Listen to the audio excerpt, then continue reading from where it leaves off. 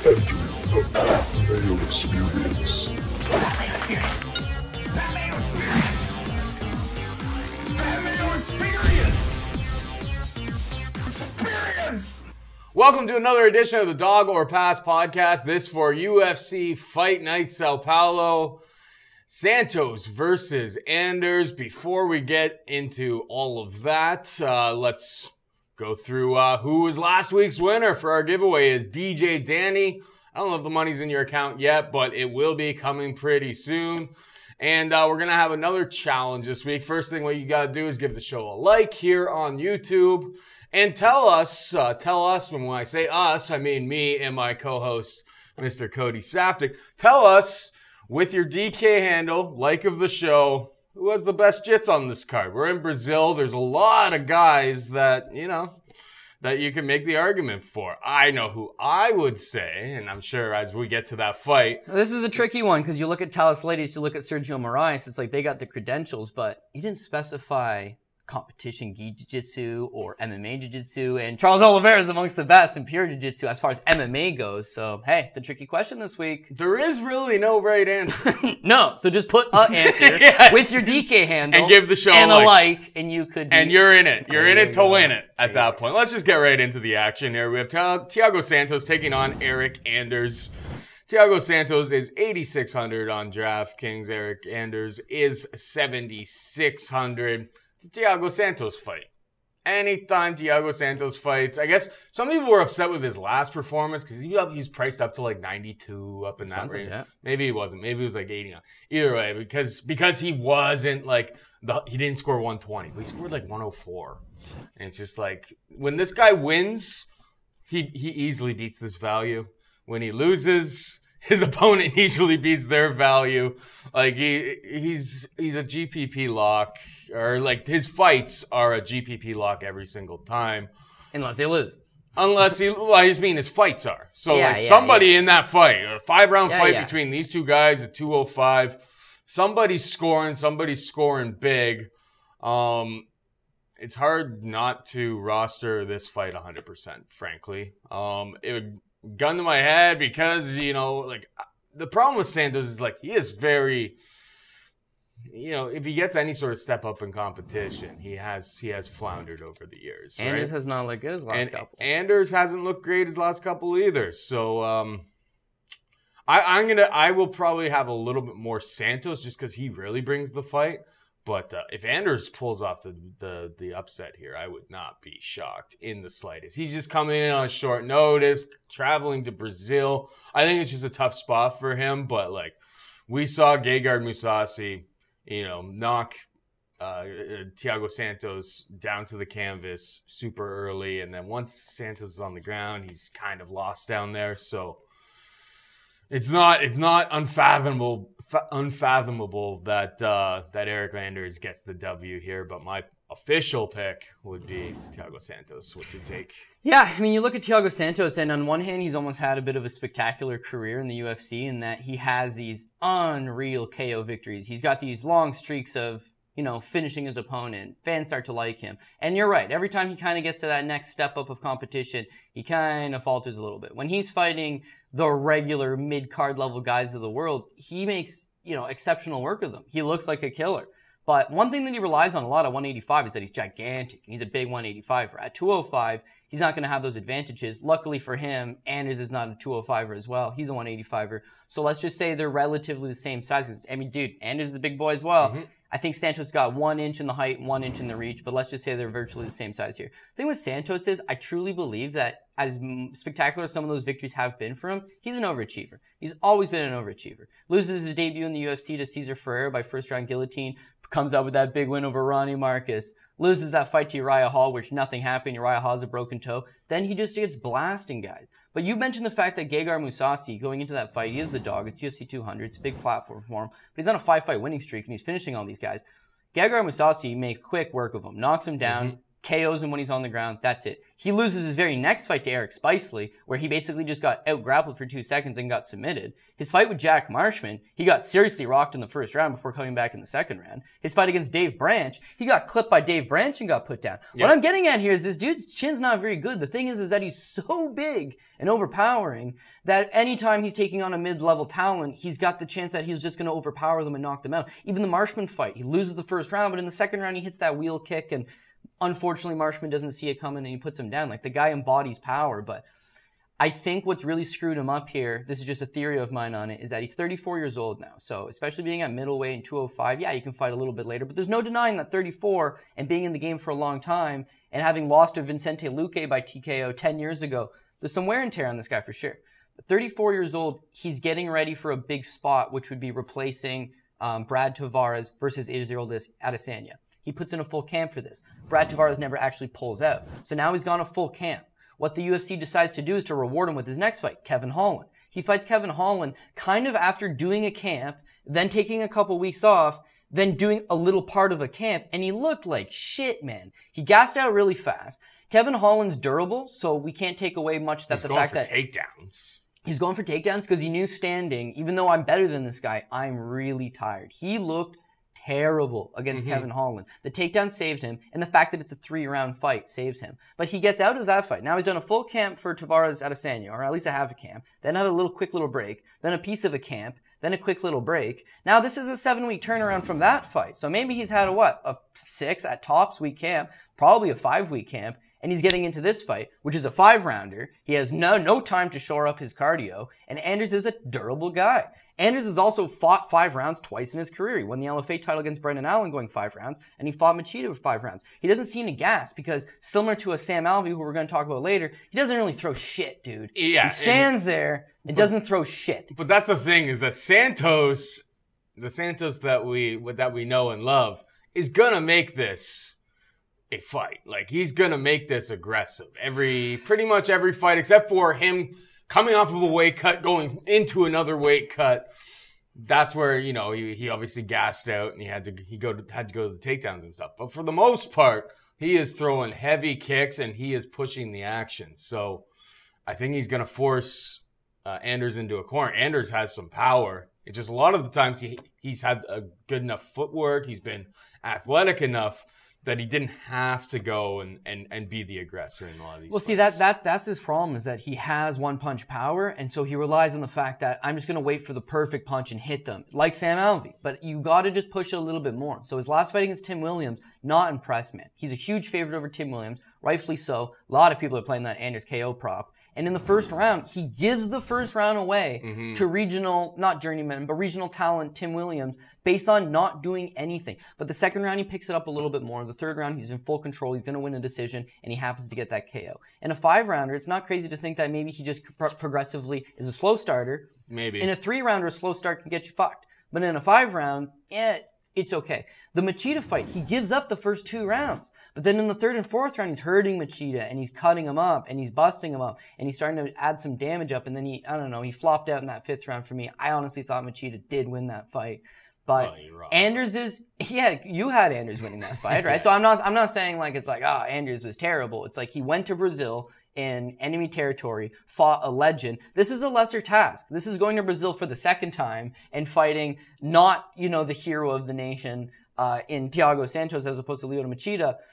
It's going to be less stress. Yeah, it's short notice, but he actually fought 7 weeks ago too, so I don't think he's going to be out of bad shape. And he's 31, and he's a natural athlete. He's been a natural athlete basically his entire life. So who's your pick? I'm going to go with Anders. I think Anders is going to clip this guy and knock him out. It's probably going to happen maybe 2nd, 3rd, 4th round. The other thing that's underrated is that Anders has got good wrestling too. He's not the most technical guy, but he's strong, and he gets guys down. And when Santos gets tired and ends up on his back, he just gives it up. So the ground and pound for Santos, or the ground and pound for Anders is going to get to him. I think if he just keeps the fight standing and finds that opening and clips him with the big shot, if he does take a shot in return, if we're going battle of the chins, I'm taking Anders. He's $7,600 on DraftKings. $7,600. And he's in a 5-rounder. So I have to assume that even though he's 31, he's getting better every time, and he's going to be better than this 34-year-old Santos, which we've seen the best of him at this point.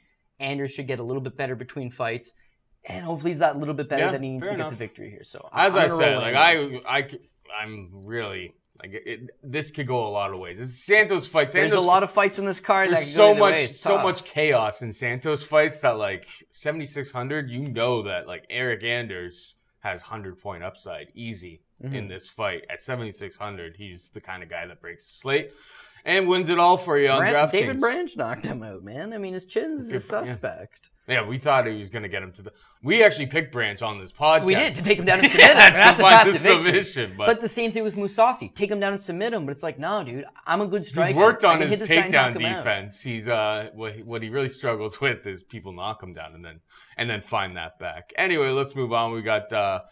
Alex Cowboy Oliveira taking on Carlo Pedersoli. Alex Cowboy Oliveira is 9,300 on DraftKings, and Pedersoli is 6,900. Who you got? You know, it's tough with Cowboy because when he's at his best, he's a very good pick over a lot of guys because he's just got that grueling style where he'll grind up against you. You know, serviceable striker, but just so strong. That's always been kind of his ace in the hole, is that he's just a lot stronger than the majority of his opponents. Against Carlo Pedersoli, he's going to have those exact same advantages. I just hope he doesn't want to go out there and get into any type of gunfight. I mean, his last fight, I thought, you know, I'm actually surprised he ended up getting the victory by a guillotine choke, but he had a good game plan. Go out there, out-wrestle these guys. Tim Means, I don't want to strike with Tim Means the second time. Go out there, out-wrestle these guys. The Anti-Medeiros fight, it's when he kind of just allows a war to ensue, then you might be able to lure him in, test the cardio, test the chin. We've seen him fade late in third rounds before because, you know, he's a very big, strong, overpowering guy. But the problem with Carlo Pedersoli is that he doesn't have that pop. He's a decision guy. He can beat guys over the course of decision through just outpointing them, and he's got a couple of victories by submission. He's not good enough in submissions to submit Cowboy Oliveira, so therefore he's going to either have to sting him standing, tire him out, and outwork him. He could outwork him, but it's going to be really hard to outwork a guy when he's pinning you up against the cage and he's just overpowering you, especially the fact that it's in Brazil. Even if you fought a good fight, man, even if you put some good strikes together, you know, his last two fights, that's what he's known for. He had done almost nothing in his career before he showed up at Cage Warriors and he fought Nicholas Dalby, and he got a split decision. Good for him. And he took on Bradley Scott in the UFC, and he got a split decision. But now in Brazil, if you fight that exact same type of fight against Cowboy Oliveira, and it is a close fight, that split decision is not going your way. It's going Oliveira's way. He's a big favorite, obviously for a reason. $9,300 is a clear reflection of that. Does he take out Pedersoli? I think he could submit him, but I think more he's just going to overpower him and get the decision. So I don't like the price tag on him. I wouldn't play him personally. I do think he gets the win. I kind of feel the same way. I think it's just 9,300 is just a little bit too much to be paying up.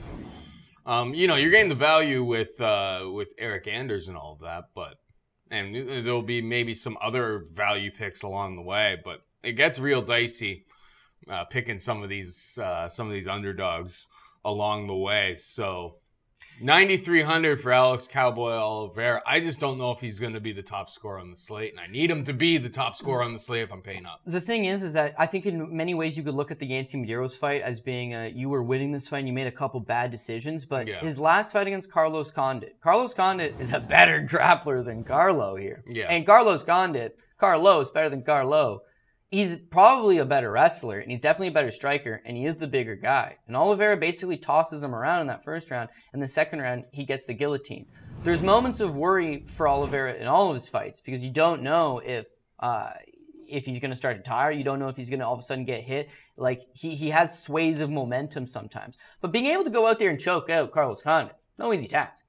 You could do this same thing to this kid, Pedersoli. You should be able to get the victory. The $9,300 is playable. If you save the money on Anders, you could afford him. I just think that there's some better angles deep down the card that are maybe a little bit safer or have a higher upside. We have Smile and Sam Alvey taking on Rogerio Little Nog Nogueira. Sam Alvey, 9,200. Rogerio Little Nog, 7,000. There's two ways that this fight can go. You know, Little Nog's chin, pretty much gone. And if he charges forward, he pulls a Marcin Prachnio. I don't think he will. But if he does, you're falling right into Smiling Sam's game. He likes to just back up, put his back against the cage, and just unleash a straight left right down the pipe. If he lands that, he pays off the $9,200. But more often than not, when his opponent goes, I'm not crossing that range. I'm not getting into that range.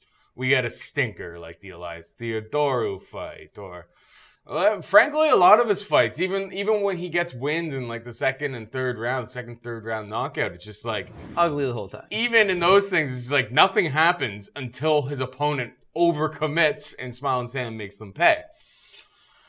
I think that this fight, you hope that Lil Nog doesn't get knocked out. Like, I think Lil Nog is live, but I just think that the pace of this fight will be so slow that like even 7K, if he gets the win, sure, maybe he gets like 50 points or something like that.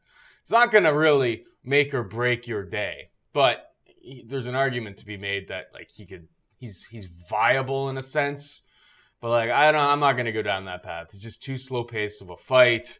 I think Nogueira can win because we're in Brazil. If Sam Alvey's just backing up, not throwing anything,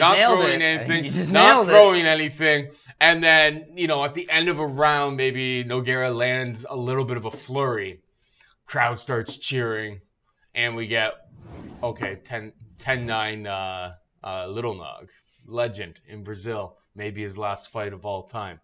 I could see him winning a real stinky acai berry home cooking type of decision here. What's your take? I could see that. If this fight's not in Brazil, then I think you have to take Sam Alvey all day. I mean, you have a 42-year-old Little Nogueira who I can make a very strong argument for the prime of his career being done in 2010.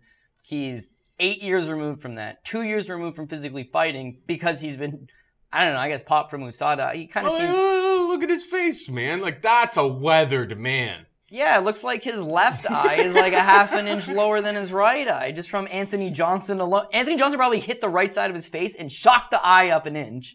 And now he just looks like a weather-beaten man, whereas Sam Alvey is Smiling Sam. He doesn't really get hit all that often.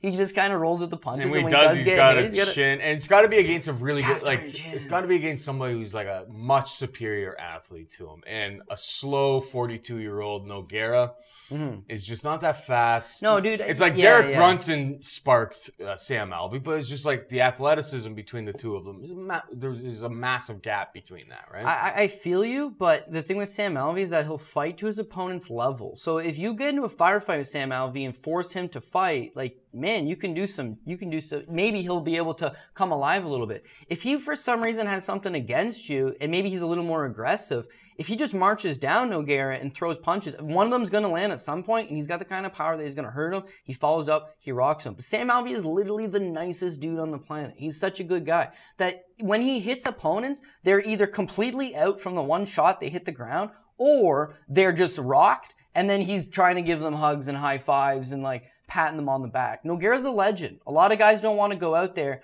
with that type of mean streak of, I'm going to sever this man from his consciousness, this 42-year-old guy in front of his hometown fans and friends and family. People are probably telling Nogueira, you shouldn't be fighting anymore, but hey, he wants to prove something. He's in Brazil, a Brazilian legend. Do you really want to be the guy that goes out there and completely renders him unconscious? Some guys do, but I don't think Sam Alvey is. So if he's more tentative than normal, and he's already tentative as hell, then he's not going to let his hands go. But if you look at this for what it is that Sam Alvey is a counterpuncher, and he often struggles with guys that can hit and then hop out of the pocket. And Nogueira can't. Nogueira's a better boxer. He is. He's a Pan American bronze medalist. At his best, he's a more technical, higher volume, not bigger power, but has good power. But I think he's a better straight-up puncher than Sam Alvey.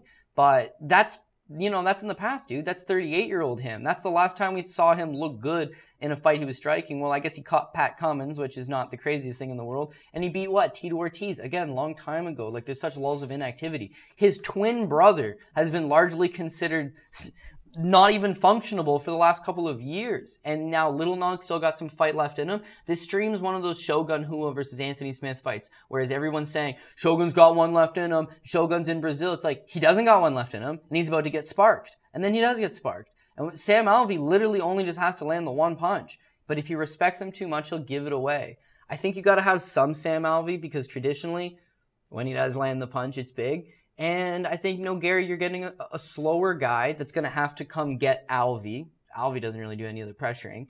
And as you come get him, you got to let your hands open up. And as you let your hands open up, you're going to get counterpunched. And you don't want to get counterpunched against Sam Alvey when don't have the reflexes to cover up or at least try to bob and weave, or at least try to roll with the punch and not take that concussive damage. And the last thing is Nogueira's better on the ground, but taking Sam Alvey down is a task, man. Even the guys that do get him down, he's always at the base of the fence, because he hangs out at the base of the fence for the entire fight, and he just pops back up. So ground game's out of there. It's striker versus striker. And I don't have any faith in the 42-year-old guy who, the last time we saw him 2 years ago, he got thrashed by Ryan Bader.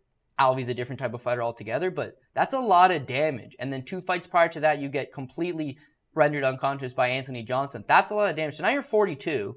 Your legendary chin is kind of going downhill. You've got KO losses dating back to 2006, 2007. He's been around for a long time, man. We love him. He's a legend. We all should all respect the hell out of him. But we can't be betting him. We can't be putting no $7,000 on him, hoping that maybe he squeaks out a split decision robbery. That's what I was kind of saying, is that his upside is just, what's his real upside? His upside is winning and probably not paying off his price tag. Like, it's really like, for me, I'm gonna probably just stay away from it in general. I can see GPP playing some Alvey, but you have to probably play enough to get over the field on it. I just don't know how much he'll be owned. I'm gonna probably just avoid the fight altogether and hope that's a stinker. Yeah, from a DraftKings perspective, from a fan's perspective, I would probably enjoy to see, see some action. But these guys can go, either way. Let's move on. I think we covered that one enough. We got Renan Barão taking on promotional newcomer Andre Ewell.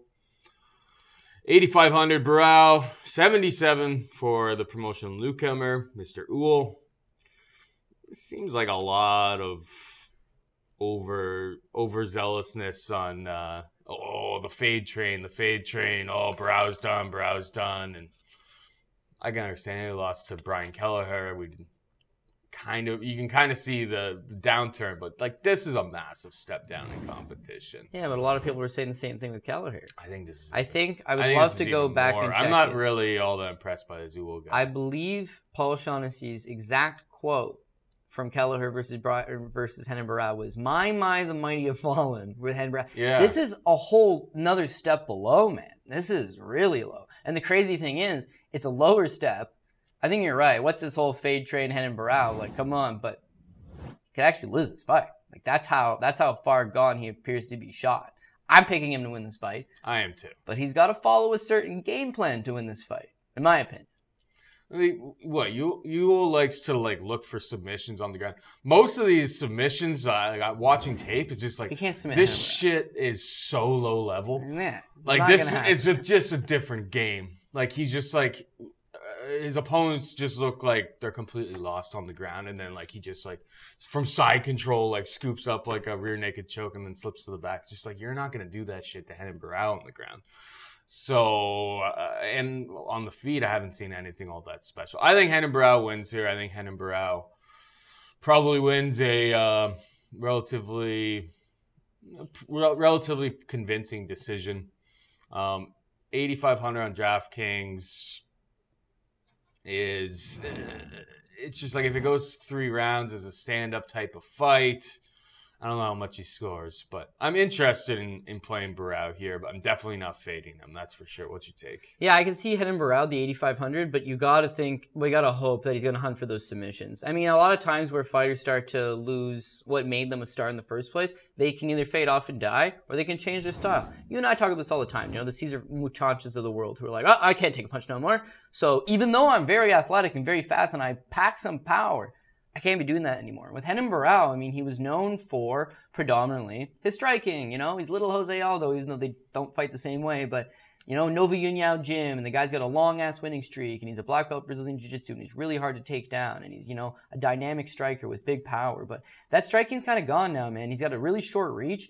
He doesn't wear damage very well, and it seems like either his head's not moving, because it appears he's trying to get off the center point and try to slip some of these punches. But he just gets nailed with these massive combos. The thing at 135 is he's always struggled to make 135. And so now with these weight cuts and as you're getting older, he's slower. And all these other guys at 135 are dynamite fast, man. They light him up. He tries to go to 145. Maybe the competition's going to be a little slower, but He's too small. So now he tries to come back to 135. His reflexes just aren't there anymore. Brian Kelleher is a very serviceable guy. But Brian Kelleher fought an awesome game plan of stay in this guy's face, don't give him a second to breathe, and just overwhelm him. He's not going to be able to counterpunch me. He's never been a counterpuncher. He's been an aggressor. Keep him on his back foot, keep him honest, and just outpunch this guy. And he absolutely picked him apart. Perfect performance. Renan Barão really appeared to be done. But now you're in Brazil, and now he's a big name guy, and now he's a lot of guys that casual fans obviously still know. Obviously, he still has a little bit of name cachet. Let's put him on a card in Brazil, and let's just give him somebody he can beat. But if he's a smart guy, he realizes I could probably outstrike Ewell. I'm probably a better striker than him. I would think he's a better guy. I think if he keeps the fight standing, he should be able to win. But he's probably in for 3 rounds of picking this guy up a little bit and winning a decision. And why bother fight 15 minutes? You got a low-level guy here. Go out there and get him. Renan Barão's a strong guy. He can get the takedown. Also, Ewell's takedown defense, fucking terrible. So take him down. And once he hits the ground, like, this is the difference here. You got Andre Ewell is a blue belt in Brazilian Jiu-Jitsu who has fought a very, very, very low level of competition. Whereas Renan Barão is a black belt in Brazilian Jiu-Jitsu who's fought a who's of the sport. The fight hits the ground, he's going to nail him in an arm triangle. He's going to take his back, he's going to rear naked choke him. He's going to find a way to submit this guy on the ground. And if he's going to submit him on the ground, the $8,500, you got to have this. Especially if Ewell's athletic and he can get back up and Renan Barão drags him back to the ground. Great. But Renan Barão has terrible ring IQ. And if he falls into a lull where he's the slower guy, getting ever so slightly outpointed on his feet, he still might be able to sneak off a split decision. For the $8,500, I wouldn't love it then. But if he goes after the takedowns and the submission, which he could definitely do, he can get the win. And last little thing on here for Andre Ewell, because obviously nobody knows who the hell this guy is. An interesting thing was about him is that I guess he had been doing martial arts his whole life. As he says, he moved around across the country. So he's always getting bullied and he always had to kind of fight people and was always kind of doing martial arts as a way of self-defense. In like 2012, his baby mama leaves him and takes his kid. And the judge is like, you're a loser. I'm not giving you this kid. So he's like, I'm going to be a pro fighter and become a professional, become a pro athlete and get the... And now he's in the UFC, dude. And now he's got a little momentum going for him. But that's like 5, maybe 6 years of actual, I've gone to the gym, I've been training versus Renan Barão, who's been... He's got guys like this that got a chip on their shoulder who are very athletic. He's got 100 of them in the gym with him. If he can't beat this guy, he needs to put both gloves in the middle of the octagon after this fight and walk away. It'd all be done for him. But $8,500 is not the craziest price tag, so I could see taking a play. We got Marina Rodriguez taking on Ronda Markos. Rodriguez 8,200 on DraftKings. Markos 8,000. Any hot takes here? This is honestly a style make fights kind of clash here. You got Ronda Markos, who probably would want to take this fight to the ground and just control this guy on the ground, versus Rodriguez, who's a good striker, man. She's another girl that doesn't have a whole lot of lengthy history in combat sports. She's kind of a newer fighter, despite being 31, kind of a late start. But from all accounts, she's a very good, credible Muay Thai fighter. She's got a win in kickboxing over Isis Verbeek, who is a glory kickboxer. Yes, her name is Isis. I think that's like the 2018 version of Sue, like Boy Named Sue. This is like, I'm just gonna name this kid Isis, and nobody will fuck with my kid. No, everybody's gonna fuck with my kid, and my kid's gonna have to learn to be tough and fight their whole life through because I ain't gonna be around. Yes. It's a Johnny Cash song. I wouldn't mess with somebody named Isis. That's just me. You know what? That's just me. You wouldn't, and I wouldn't. But let's say the kid's born in Georgia or something, or Alabama, or Mississippi, or Nebraska or Iowa, pretty much most of the states. Anyways, off of that, Isis Verbeek's actually a very credible kickboxer. Like I said, ranked for the Glory organization, and Rodriguez has a victory over her. She had 10 amateur MMA fights before turning pro, so she's a little more seasoned than she might look on paper. This fight stays standing, especially in Brazil. She's going to cut up Ronda Markos. Ronda Markos has a willingness to get in there and exchange, but it's always one shot at a time. She might double up on the jab, but one's like a feeler, like a rangefinder, and then the second one, maybe she tries to stick you with it. But she's got a little reach on her, and more often than not, when she's getting to these fights against a bigger, taller opponent, and she's not employing that wrestling, she's just going to get picked off. Her last fight with Nina Ansaroff, that's a close fight. She should be in it. But we talked about this going into the Nina and Ansaroff fight, is that if she gets the takedowns, which she can get against Ansaroff, she can control her on the ground. If she doesn't, she'll just get outworked. And she's got a willingness sometimes to just take punches. She wins the first round against Ansaroff. She loses the second round against Ansaroff. In the third round, it's crazy to me, Paul. She fails on her first takedown attempt, and there was no commitment to it. And then literally says, fuck it, for the next 4.5 minutes. And I don't give a shit. I got Nina Ansaroff. Like, I'm all cool with this. but does not commit to the fact that my path to victory is to secure a takedown here, squeak out this third round, and get a decision. Doesn't do that. So against Rodriguez, if Rodriguez makes her work early for the takedowns and kind of pieces her up a little bit standing. She will piece her up in the clinch. So that's the one thing. She will piece her up in the clinch. She's short. She'll be able to deliver knees to her. And you got to be worried that when you throw those knees up, she doesn't just bulldoze you to the ground, because that's kind of Ronda Markos' wrestling style, is just be the stronger, more aggressive fighter that just kind of finds a way. But even that, and one thing with Markos is she's never lost back-to-back fights in her entire career. She's a win-loss, win-loss, win-loss kind of fighter. So in a lot of spots where you're like, okay, she can't out-wrestle Carla Esparza, but she'll find a way to get the victory. Then Juliana Lima or whatever. Those are all mid to upper level fighters, and she finds a way. Now she's getting a debut fighter who's a kickboxer. It plays right into her hand.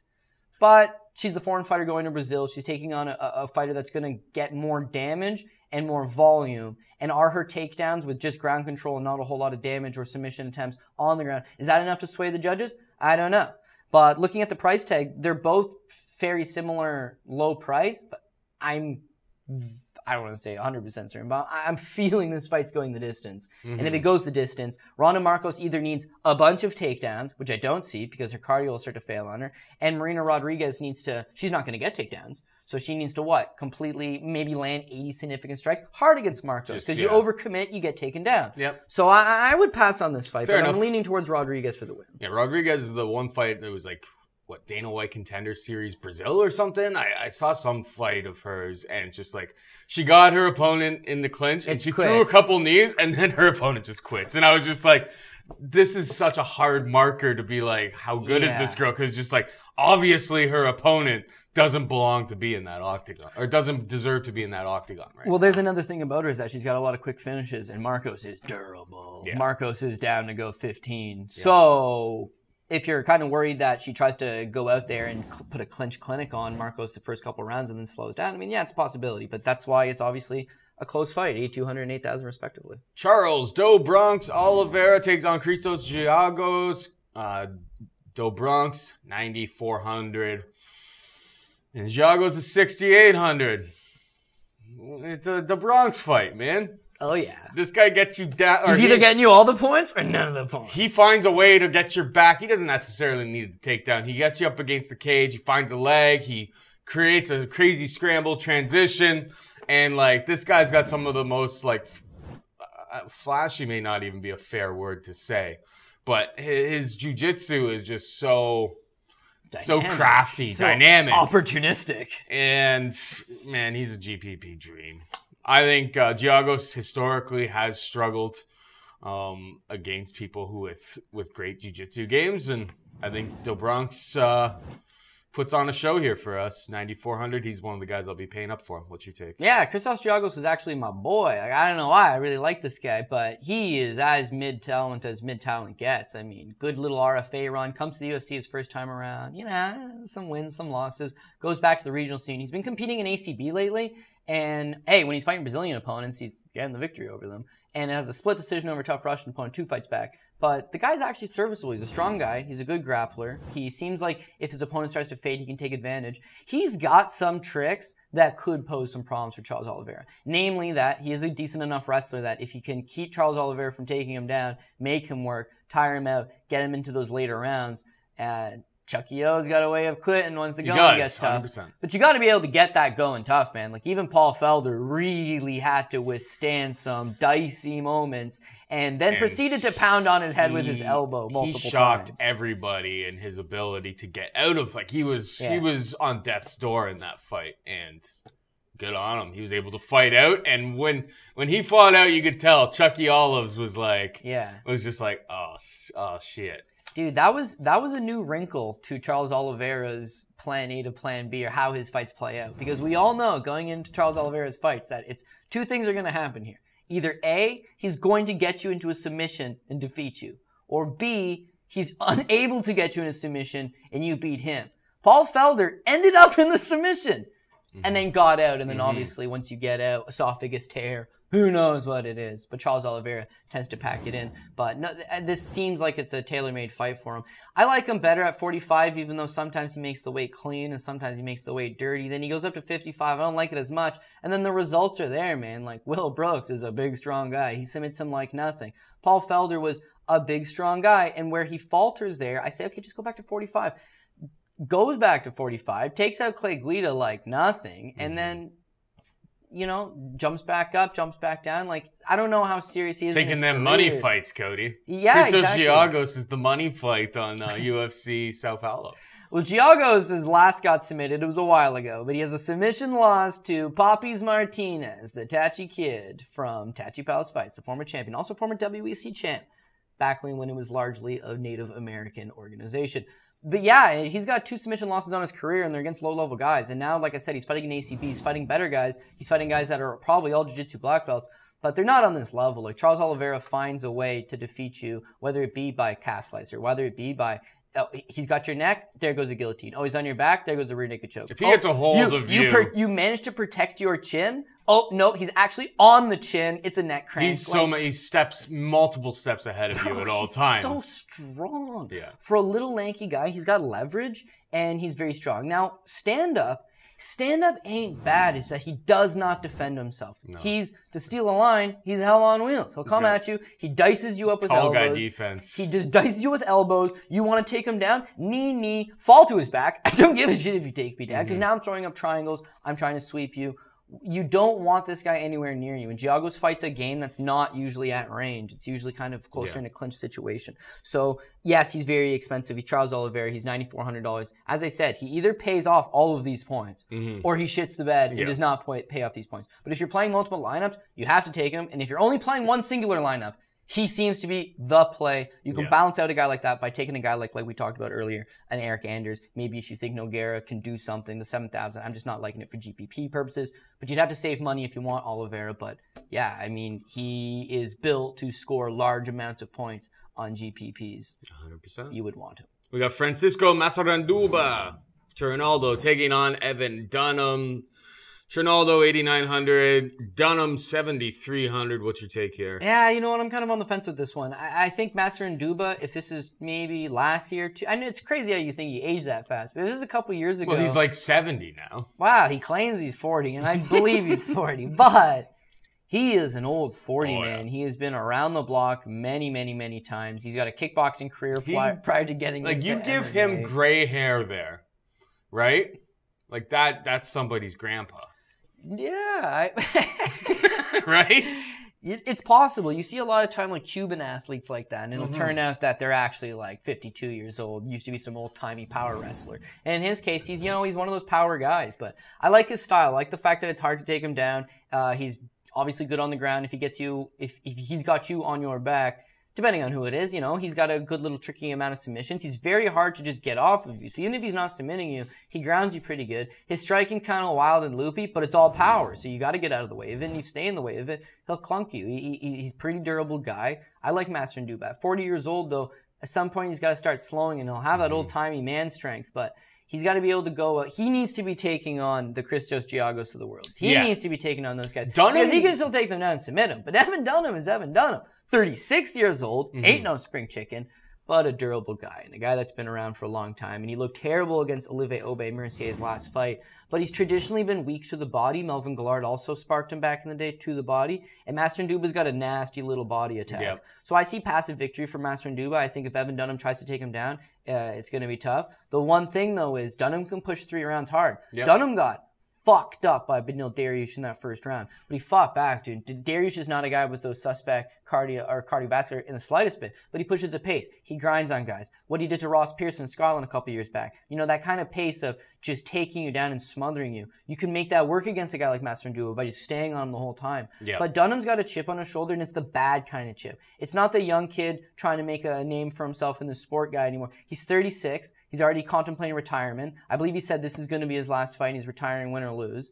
And and now he's talking about how the UFC owes him money from his last fight, about the hospital bill, and he just seems like 1 foot at the door already. And if you look at it statistically, guys that kind of announced their retirement before the fight, bad track.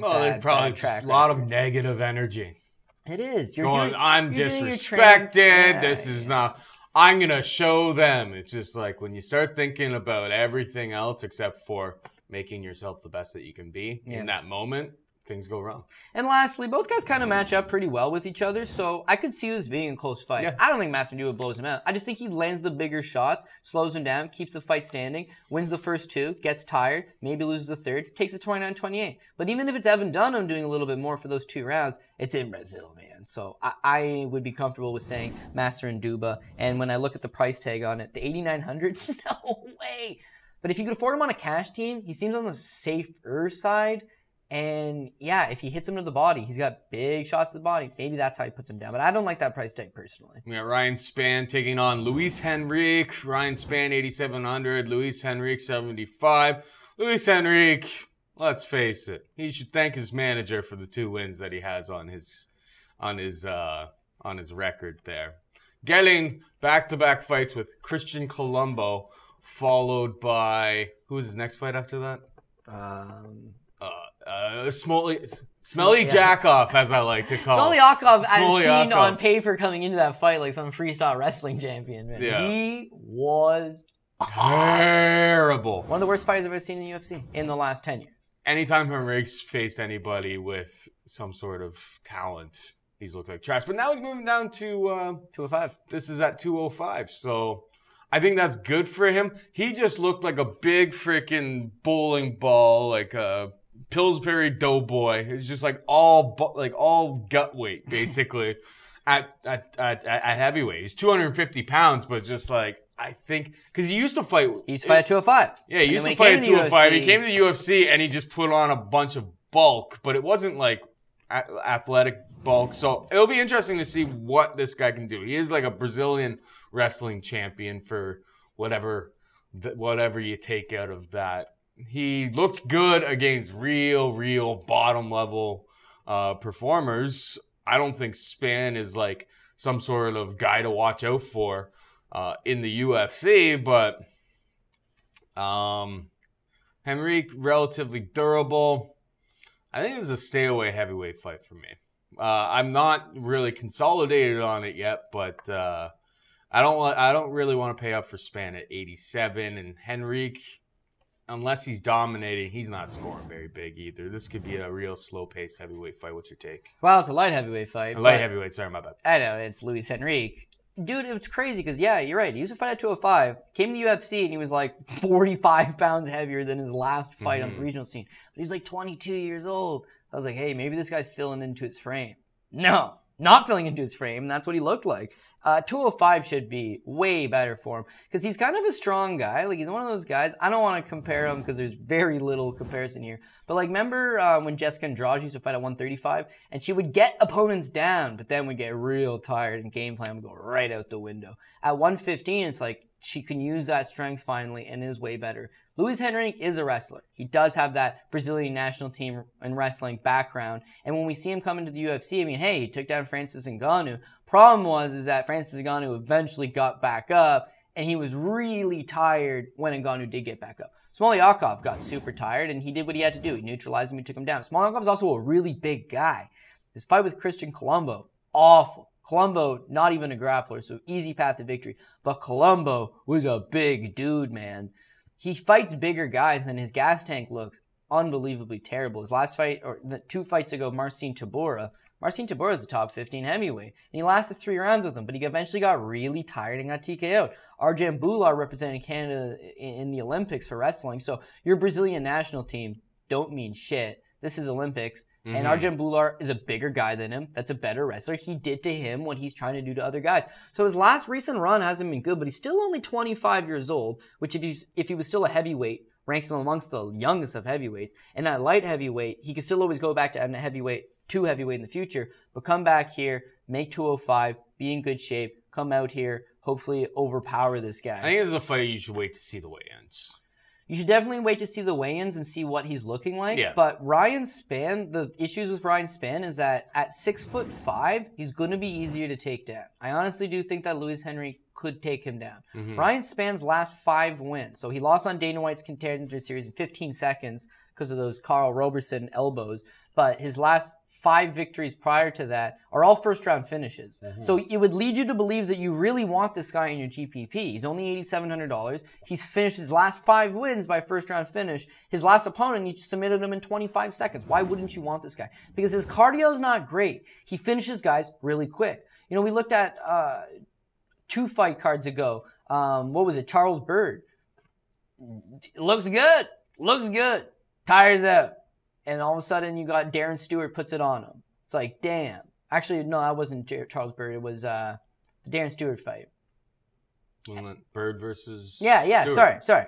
Byrd looks good in the first round, but he's a first-round finisher. You look at his record, he finishes guys in the first round. Yeah. In the second round, you know, he don't look bad initially, but he's getting tired, and now he's being susceptible. And then when his gas tank goes gone, he just starts eating hard punches. Now he's discombobulated. Now he's done. Now he falls to the ground. Now it's over with. When I look at Ryan Spann, I see a lot of similarities in that at 6'5", he's a big dynamic guy, and he's a finisher. He goes out there, he submits guys, he TKOs them, he knocks them out, whatever it may be. He's a fast starter. Luis Henrique lasted at least 5 whole minutes with Francis Ngannou and made it deep into the third round against Marcin Tybura. So he's already fought better guys. He's already fought more dangerous guys at heavyweight, and he's lived to tell the tale. So now he's coming down against Spann, who even though he's 6'5", isn't the biggest light heavyweight. He's kind of a skinnier guy. If he uses his game plan of pin this guy against the cage, make him work, take him down, doesn't get as tired because he's not wrestling around with heavyweights in the world anymore, yeah, he's got a path here. $7,500 is criminally low on this guy, that I think he is a live dog. And for me personally, this fight's either a dog or pass. So I would try to take some value here on one Luis Henrique. But dude, seriously, yeah, watch the weigh-ins. You're 100% right. I don't know what he's going to look like. He had an odd body shape on him to begin with. I don't know if he's going to look drained out or all loose skin. Like, I don't know. If he comes in looking shredded, giddy up. Let's go. Anyway, let's move on. We got Augusto Sakai, who is not going to look all jacked up. That's for sure. Taking on Chase Sherman. Sakai is 8,800. Sherman 7,400. Sakai, Bellator vet. I've been impressed with him on the Bellator regional scene, and I haven't been impressed with Chase Sherman. So I think he can get her done here. I think he can get the knockout against Sherman. Sherman is the kind of guy, though, that if you don't put him away, he does have a better motor, a better gas tank than most of the heavyweights. He's a little bit, not undersized, but he's not the big bulking heavyweight that you see with a bunch of other guys. I guess Sakai is my pick. I don't feel great about it. Do you have a hot take on this one? Not particularly. I see a lot of dangers in this fight. Augusto Sakai, he's got the big power, and that, I mean, as far as paper goes, it looks like he'll probably just knock out Chase Sherman. Chase Sherman, you could make an argument that the guy has a chin. The argument would be he's taken a lot of punches, and he usually takes a lot of them. He has no striking defense, and there's the issue. He has no striking defense, but like I said, you can make the argument that, hey, he takes a lot of punches, he's got a good chin on him, but I don't know that's so. When he fights Justin Ledet is A, not a heavyweight, and B, has no power. And he literally carves this guy up, but hey, he took all the punches. His next fight against Walt Harris, well, Walt Harris does have power. Knocked him out cold. Shamil Abdurakhimov, there's the outlier. He doesn't have any power in his hands, but he stings him and he hurts him really bad. Augusto Sakai, if that's an indication of what your chin is, Sakai is going to knock you out. The problem with Sakai is that, yeah, he's not in great shape, as you alluded to, and he hasn't got a very good gas tank. If he beats you in the first couple of rounds, he finishes you. His last fight in Dana White's Contender Series, he at least makes it 3 minutes into that second round, but he's in control. He's the better fighter. He gets the victory. His opponent's also tired. You don't got to worry about it. With Chase Sherman, the only one thing you got to worry about is that boxer-size game, dude. Like, he's got cardio, especially for a big man. He can outwork you. If he just outworks Sakai for the first 2 rounds and the fight sees the third, then even if it's 1-1 going into the third, he's got it. Sherman's either going to take those punches and deal with them, or he's going to get knocked out. And if we're looking at anything for recent history, he's getting knocked out. So I don't know. Like I would have to say probably avoid Chase Sherman. But again, when you're looking at the price tag on this for the $8,800 that is for Augusto Sakai, you need that knockout. You're hoping that he's going to go out there. He has a tendency to go out there and beat opponents. But just in the same breath, for $8,800, you got to have faith in this guy. You're going to roster him up with some confidence. And this guy doesn't fight particularly often, does Sakai. And 3 fights ago, he was outworked by Chait Kongo, who was already into his 40s. His gas tank is not good, and a style of pressure, tire him out, and just simply outwork him could be effective. Chase Sherman could do that. So, yeah, I think we're on the same page there. We got Sergio Moraes taking on Ben Killaby Saunders. And Moraes is 9,100. Saunders is 7,100. You know, we always talk about, you know, rubber guard with Ben Saunders and his abilities on the ground and how he's so dangerous down there. But then on the other hand, we talk about Sergio Moraes. When we were talking about earlier about giving the show a like and giving us your DK handle and saying who has the best jits on this card, I would say it's the guy who we have talked about as being your Brazilian Jiu-Jitsu's coach, or the coach. Oh my God! He's your Jiu-Jitsu coach's Jiu-Jitsu coach. It's tough to say Jiu-Jitsu. I don't know. You were trying to throw Brazilian in there, and then you made it a tongue twister for yourself. I did. But fair enough. He's your Jiu-Jitsu coach's coach. Sure, he's their trainer. Moraes is such a stud on the ground. So like, all right, let's already nix out any sort of opportunity for Ben Saunders to do that. And then we look at, you know, Moraes. His hands are functional. He likes to throw like looping, super loopy power shots, and Ben Saunders can't really take much damage anymore. So I think Moraes is clearly the play here. It's just whether for roster construction you can really fit him in. If you want to get Charles Oliveira, there's no guarantee that Moraes knocks out Ben Saunders in the first round. Like, he's got some power, but he doesn't have like game-changing power on the feet. Maybe Saunders is able to eat those shots and we have a 3-round war. In that type of situation, then I don't know if 9,100, if he's the guy that really puts you over the edge. So I like Moraes, but it's going to be tough to fit him in, I think, on this card. Yeah, I would take him. It's such a funny sell. If he was $9,100 against most guys, I'd be like, yeah, he's got a chance to go out there and finish. But it's funny when the sell is, yo, pay $9,100 so that your jiu-jitsu coach's jiu-jitsu coach can hopefully knock this guy out. Mm-hmm. Like, he's not even going to use his jiu-jitsu. Exactly. I think he could submit Ben Saunders, but in 15 minutes of MMA action, I could also see Ben Saunders just surviving. You're right. Rubber guard ain't going to work on Sergio Moraes. No. He will get shut down, but it's a neutralizing move anyways, so more than likely you're just trying to kill minutes off the clock and hold him into position. You are not going to triangle choke him. You are not Ben Saunders will not want to be down there against this guy either, you would imagine at least. No, but Sergio Moraes is also one of those guys that knocked out a couple dudes and was like, damn, that's pretty cool too. And now he just likes standing there and throwing these punches. And you see him in fights like the Luan Chagas fight where it's like, what are you doing, man? And the fight with Amari Akhmedov, he's losing the first 2 rounds to Akhmedov, and then he hits him with an overhand right and knocks him out. His fight with Tim Means, he starts off pretty good. Definitely loses the next 2. Somehow still gets a decision out of it. His ring IQ's not super high, man. I mean, his wrestling's not very good, so he could pull a guard. He's one of the few guys in the UFC, certainly the division, that could get away with pulling guard, especially against this level of opposition. You pull guard against Ben Saunders. Ben Saunders is not really a top player. He's not gonna. I'm just saying you don't have to worry about getting into danger and getting submitted, so you can just let those hands fly. He does got a certain degree of power, but when that power doesn't materialize, it's one-and-done shots. Again, we talked about Ron and Markos. She kind of wings that one punch. That's what this guy does. He's got a freakish long reach on him. Probably aids to why he's so good at jiu-jitsu, but he can line up Ben Saunders. Ben Saunders is a tall guy, stands upright, and the overhand right is a great way of getting around the guard, hitting him. Ben Saunders, I wouldn't say he's got a bad chin. It's almost like he's got a bad head. You hit this guy in the temple, he's going down. You hit him on the side, he's going down. He gets rocked almost very easily. He's had some nasty knockouts in his life. But a lot of those guys are putting the pressure on him. Joban, you know, he's a volume puncher. He's getting in your face. You know, when I look at Moraes, he's not a volume puncher. He needs to knock out Saunders with that one punch, or he'll dance away. The thing is, though, and I'm not playing for the 9,100, although I honestly could see him getting the knockout win. Yeah. I'm not going to play it because he's just so low output for the 9,100.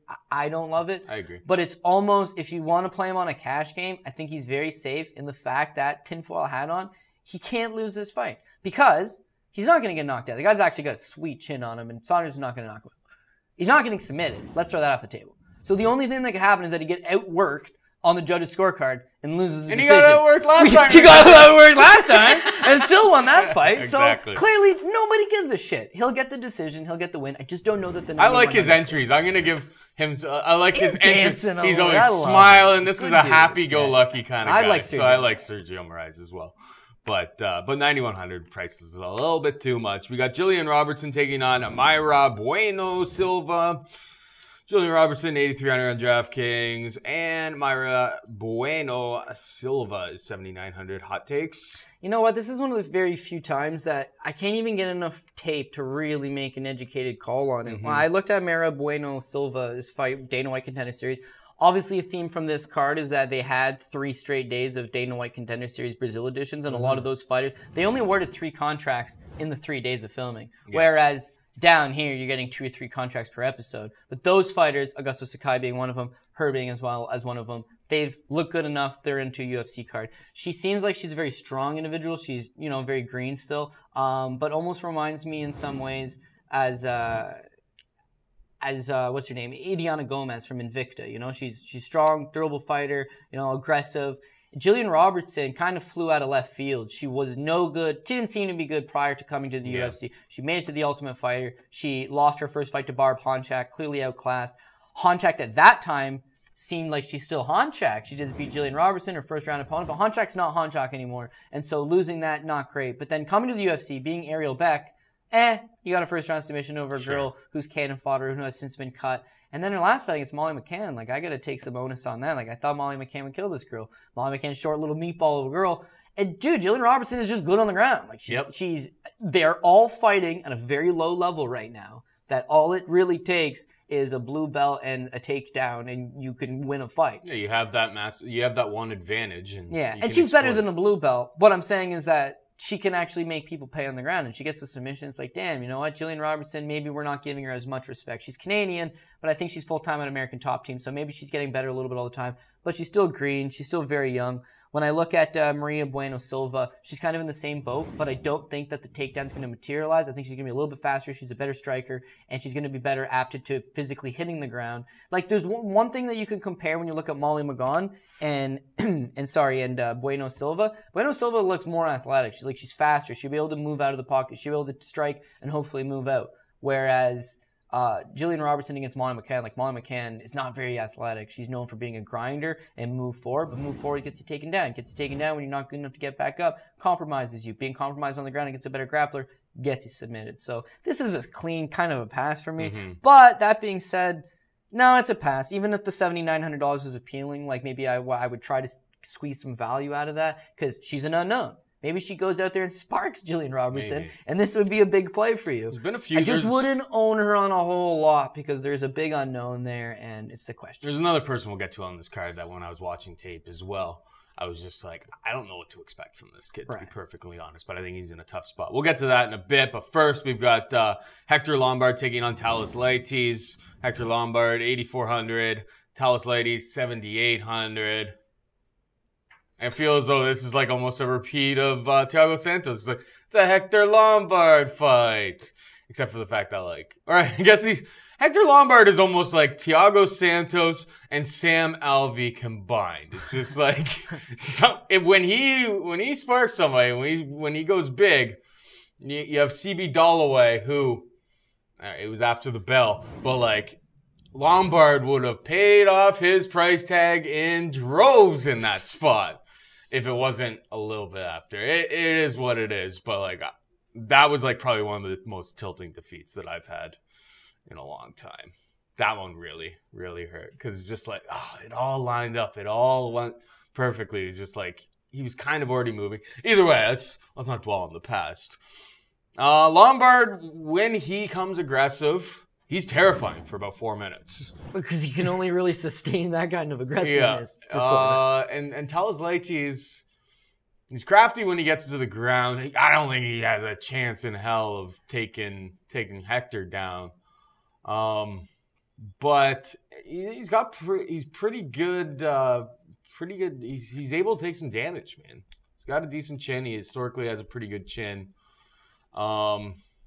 But if he's standing right in the pocket, his mobility isn't great. If he's standing right in the pocket, like, and Hector lands a clean one right down the pipe. Hector maybe 60 years old for all we know at this point. But the guy's still got some pop when he lands the big one. Hector Lombard is GPV viable, but like, don't be surprised if this becomes a very, very slow, sluggish pace because Hector blows his load in the first 4 minutes, and then Thales Leites takes over. Like, yeah, super. It's super Lombard. hard. It's tough to predict what's gonna happen. Yeah, super tough to predict. I think with Hector Lombard, you talk about his power, you revel in his power, and I agree. Like, this guy is lightning Hector Lombard for a reason. Lightning Lombard, although he's show weather, which now. I don't even know what that means. Yeah, shit's been downhill from him since he switched that name, dude. It's true. He hasn't physically won a fight since he no contest versus Josh Berkman. So he beat Jake Shields almost 5 years ago, and that was the last time he physically won a fight. We talk about his power, right? I agree. Dude, he had... he won the Holloway fight. He had Neil Magny in trouble. It's true. But Neil Magny survived. Most people don't against Hector's power. Dude, he had Dan Henderson in trouble. Yeah, but Dan Henderson actually survived that one. Oh, dude, he had Anthony Smith in fucking trouble. Anthony Smith survived that. The power... He's gone back up to 185 now. He's 5'9" and 40 years old. Yeah, he's got power, but... the power ain't what it used to be. It's not touch you and you fold down. And also, his wins in the UFC that were knockout victories, Usman Pajarez and Nate Marquardt, very, very chinny individuals. Other guys like Tim Boetsch and Yushin Okami can take those punches out and out-wrestle him. He's not quite what he used to be in his Bellator days. And we look at him now. He's on a 5-fight losing streak and a no contest. He hasn't won a fight in his last 6 outings. He's up at 185 pounds now. He got cleanly outstruck by Johnny Hendricks 3 fights ago. He got KO'd by old man Dan Henderson by a back up elbow. He is, again, 40 years old now, competing at 185 pounds. It's all recipe for disaster. Also, Thales Leites got knocked out his last fight against Jack Hermanson, and that was the only time he's ever been knocked out in his entire career, which Maybe that's a sign. Impressive on one hand, potentially a sign on the other hand, but Hermanson put him through the ringer. Like, that was 3 rounds of getting straight beaten up that led to him kind of folding. Hector goes out there and drops Thales Leites early, and Thales Leites is able to survive. Like, we've seen Thales Leites go 5 hard rounds at Bisping where he got hit with a lot of shots. His fight with Tim Boetsch, he got ragdolled before getting the submission victory. Like, he is a durable enough guy, but the only thing he's got really over Hector that he needs here is that he can just outwork Hector. Hector's a one-and-done guy. He's got so much power that he's not throwing combos. Also, he has no reach. He ain't throwing combos. He puts his left hand out, right? He tries to wait on you, blast you. Yep. One hand tries to get a hold of you. The other hand just tries to literally line you up, zing your head off. That's how Hector fights, and I don't know that that's going to get him victories in 2018. Now, as far as this fight goes, $7,800 on Hector Lombard. Dude, his 78 is on Leites. Oh, sorry. $8,400 on Hector Lombard is a little expensive. $7,800 on Leites.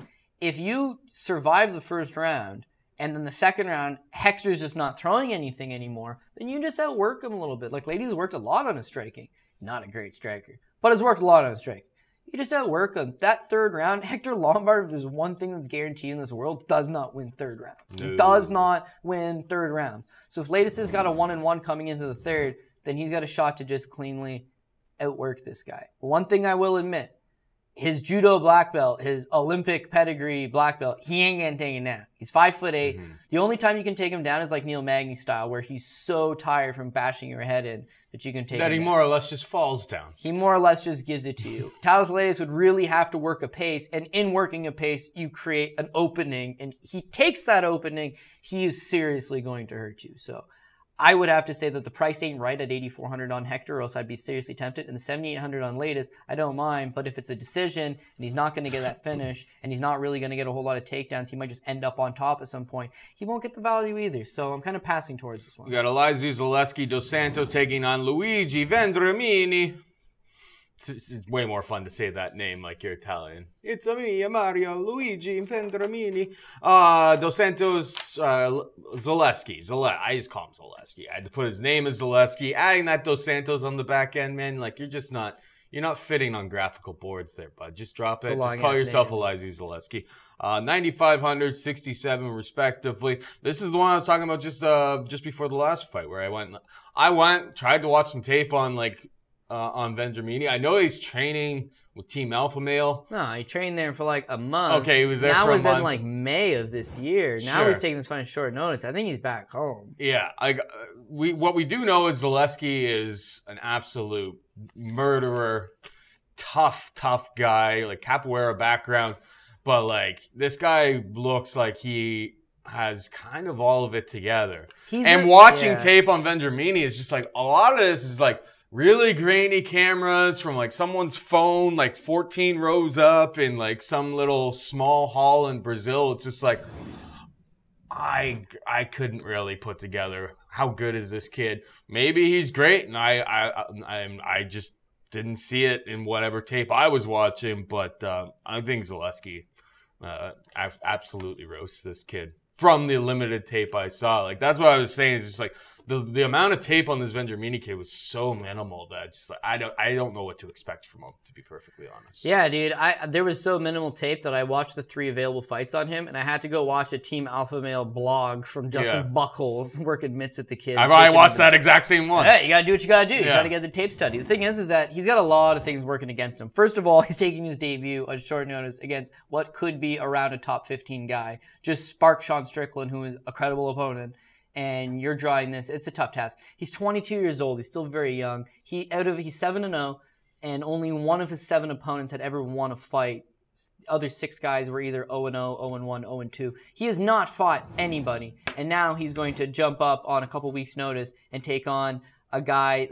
Zaleski dos Santos reminds me a lot of Santiago Ponzinibbio. He's so serviceable. Like, he's got dynamite power. He stands right in there with you. He's got a chin. He's always aggressive. He brings the pain. You can beat this guy. No doubt you can beat this guy. But he's got X factors that are going to break a lot of the guys in the division. When these guys step up to those level of opponents, they get starched, right? So, okay, well, what's Vendramini's path to victory? It's a fight. Everybody has a path to victory. Well, Zaleski dos Santos has been submitted a couple times earlier in his career. Submission defense seems to maybe be a path to victory that you could, explore in this guy. Back before he ever came to the UFC, he kind of had a knack for getting caught against less than spectacular competition. But that being said, he's 9-1 in his last 10. He has not been submitted in 5 years. And he's fighting at the highest level of the UFC. Vendramini's 22 years old. He says he's a black belt, but it's got to be a low-level black belt. And when you look at him on the regional scene, yeah, from the limited tape that we have, he can grapple, sure, but he's not like some whiz kid, I'm winning international tournaments, I'm going to come over here and catch dos Santos. And then lastly, the biggest thing that's going to be going for him is that he's never fought at 155 pounds, 170 pounds. He's fought at 145 and 155. Now you're taking a debut on short notice against an opponent who's a big fucking guy. And your only path to victory is to maybe out-grapple him, which would require for you to get the larger man down? No way. Dos Santos has had some struggle with cardio in some of his fights. The Strickland fight was an early knockout. We don't really get to see that. But that Max Griffin fight, there's a fight where Griffin gives him some problems, and he just powers through those problems, man. He gives no shits. 9-1 is a very nice record over your last 10. He has proven himself in the UFC. He should be fighting a much tougher opponent. Unfortunately, injuries happen. Vendramini steps in. Not a good idea. And that Team Alpha Male thing, yeah, it all seems to be from May of this year. In fact, the fact that when I saw her Buckles is filming it, and Buckles is not at that gym anymore. When I saw him hitting the mitts, I was just kind of like... Well, he's not a striker. He is a Cynthia grappler. Calvillo actually looked like a little bit crisper on the mitts, and I was just like, red flag. Well, he's got like set in like 1-2 right high kick. It's like, dude, this motherfucker wheel kicked somebody's left. You're doing like the basics, and this guy's right in the book. Like, so it's tough task. Finally, we got Livia Souza taking on Alex Chambers. Livia Souza is obviously the highest priced person on this card, 9,600 to 6,600. I think she wins, but I think the price is just too high. I don't want any Alex Chambers. You would probably be looking at a full-out volume overload type of thing from Livia Souza, and she could totally do that, and she could totally score the points. Maybe she becomes the highest scorer on this card, but like I'll rather pay up for Zaleski dos Santos and Charles Oliveira and take my medicine if I lose. People love her. People love Liviana Souza. Now, making your UFC debut, sometimes there's some jitters. Sometimes you never see the best version of them. But she has been well polished to come to this level. She's fought in Invicta for a long time. She was the champion in Invicta. She seemingly, for 115 pounds, has got a lot of power. She's got a good grappling game. Finishing a Hamasaki. These are big wins. These are durable girls. These are going out there and proving yourself. And Liviana Souza is exactly that. Her lone loss being a split decision to Angela Hill in a 5-rounder that was tough. Like, she's a complete package. If she was fighting some of the upper echelon girls of the division currently, I'm still picking her. I'm still all over here. Her one problem is going to end up being, because Sky looks like the limit for her. She can wrestle, dude. She can strike. She's very good at jiu-jitsu. She is the complete package. You just go read her credentials, and they're there. She's a tad bit small for 115. Even though she fights at 115 in Invicta, she's a tad bit small. And unfortunately, the champion of this division is going to be Tatiana Suarez, and she will have very, very, very little chance unless she can catch her off her back. Nobody's touching Tatiana, I'm telling you that much. It would be a bad style for her. But as far as Alex Chambers goes, everyone. Alex Chambers is 39 years old. She's 1-4 in the UFC. Her lone loss to Kylie Curran, who was 0-6 in the UFC, was probably one of the worst talents we've seen in recent memory. Alex Chambers was down 2 rounds in that fight before submitting her with an armbar in the 3rd round.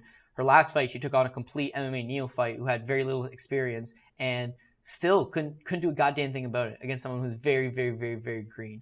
We've seen the best out of Astro Girl, and it wasn't really all that great to begin with. Yeah, I could look at her as a she's getting smashed. It's just, does she pay off? Does Souza pay off 96? Like, that's well, honestly, is she the highest scorer on the card? You know what I mean? Like, does she beat Dos Santos and does she beat Charles Oliveira? Like, that's essentially the decision that you're making here. Yeah, I'm gonna say yes. Yeah? Yeah, I'm going to say yes. The difference between being the rest of those is if Charles Oliveira gets the takedown, Charles Oliveira gets the back take, Charles Oliveira gets the submission. And those are your points. If you look at a Dos Santos is gets not... the knockout. Yeah, but he's not so stupid that he's just going to run in there guns a-blazing. No. He'll take his time, he'll set it up, and he knocks this guy out in the 1st round. He might land 25 or 30 significant strikes and then get the knockout. Fair. Whereas she can get takedowns, she can get ground transitions, she can murder her. She can land 5 strikes on the ground and pound for every 1 that Sam Alvey can land standing. So even though they all have upside to get that finish, she's got the upside where she could just be a tyrant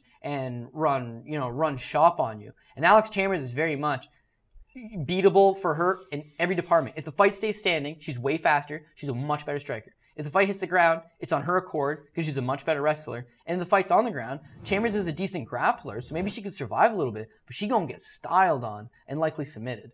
This girl is a finisher for 115, and it's rare. It's rare to be a finisher at 115, especially in the style that she does it. But if you're not familiar with your opponents in Invicta, it's all the creme de la creme. She should have been in the UFC a while ago. At 27, sky's the limit for her. It's just, unfortunately, eventually she's gonna run into girls that are a little bit bigger. For her. Fair, you said the sky. But if I can just say one thing is that Liviana Souza is slick off her back and good standing. She will get taken down, but maybe she can beat her a little bit standing until she gets taken down. And maybe when she is taken down, she could throw something up. But there's a size disparity there, and I think Suarez would just smother her and pound her away. But again, she's going to be a very exciting Top addition. 10. She's a very exciting addition to this division, and they need her, quite frankly. All right, that more or less wraps it up. Oh, last thing I want to say. What? We, as Canadians, and we support Canadian fighters. Yeah. We got to figure out what this international matchmaking schedule is like here, because it seems like you go to Russia and the Russians are getting some tasty opponents, and this Brazil card, a lot of tasty opponents here. So I was heavy. Everybody did. I was reading on Twitter. Everyone's like, cleaned up today. Raider returns off the hook. Plus units. Like, dude, everybody. How did you lose money on this card? Nobody lost money on this card unless you tried to double down on Mark Hunt or something on the main event. Outside of that, everybody made money. This is another card where, geez, I like a lot of these Brazilians. Of course, I am going to go Anders at the top, but a lot of these just seem like the matchup is made, man. And the UFC trying to grow a market. They want those Russian fighters to win. They want these Brazilian fighters to win. Liviana Souza is the Invicta champ. She could fight She could fight Tisha Torres tomorrow, and it would be a very competitive fight. But she's fighting Alex Chambers for a very specific reason. To get some shine. She's going to look good. Dos Santos is going to hopefully look good. Lombard Talis, nobody looks good. They're old guys. That's that kind of fight. But generally speaking on this card, Sakai should look good. Luis Henrique, I got to see the weigh-ins on that. Charles Oliveira is meant to roll here. Rodriguez could look very good against Ronda Markos. So it almost seems like there's a bit of a theme, but either way, I'm excited for another dish of fights, and this is almost like an appetizer. Some people saying card's not that good. It's garlic bread. It's not the greatest meal on the planet, but it stirs up for the steak that's coming in a week's time. So that's what it is. I'll be looking forward to it. 100%. All right, that more or less wraps it up for us. Remember, DK handle, or sorry, give the show a like, DK handle, who has the best jits on this card.